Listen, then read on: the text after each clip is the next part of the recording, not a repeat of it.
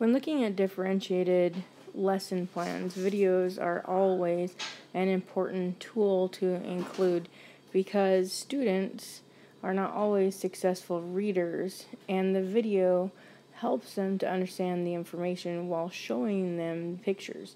If a picture says 1,000 words, then the video helps to enhance not only the student's understanding, but it helps them to see where it is that we're talking about.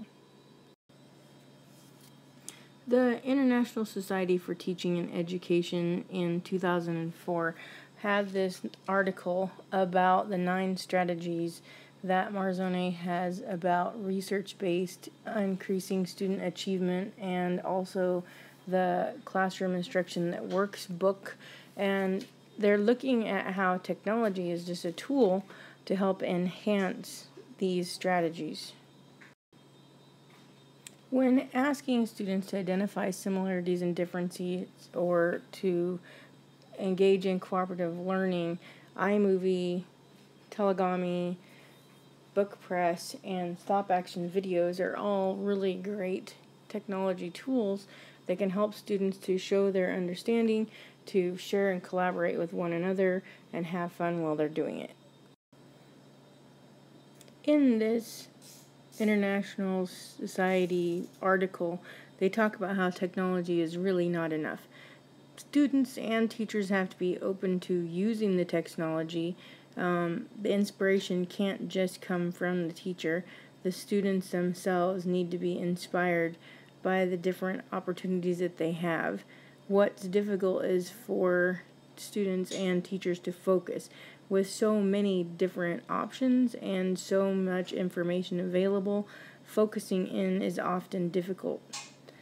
The lesson planning, the content, and meeting the standards, it has to be the main essential goal.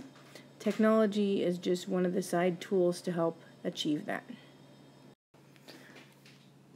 In 2001, Dr. Papalouis says that they are just at the very beginning of these ideas of what technology can be doing. The threshold of what is possible is her statement.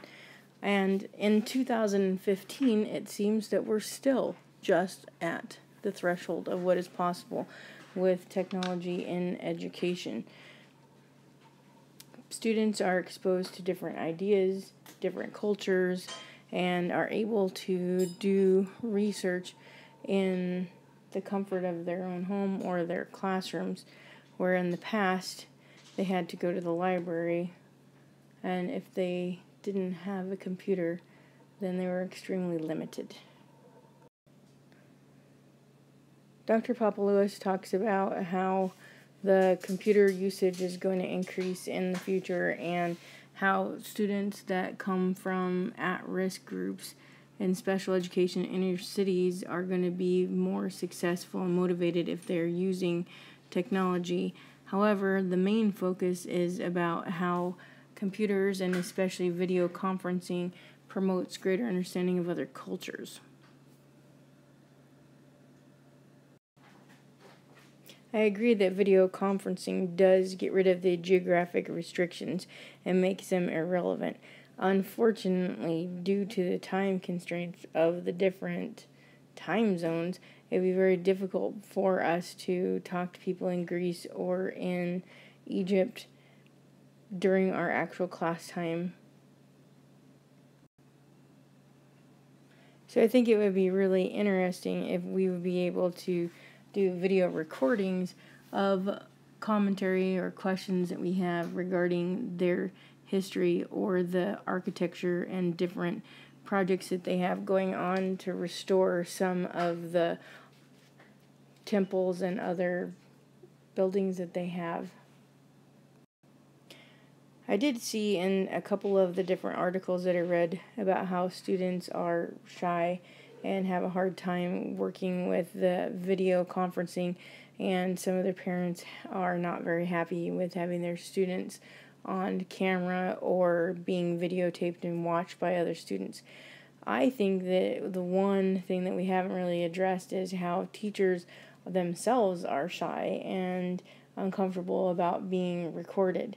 When we got the grant from the district and the state to have video cameras and technology in our school, most teachers were like, no, we don't want to be videotaped. Not because we don't think that what we're doing is appropriate or that we have something to offer. It's just that we are very shy, oddly enough.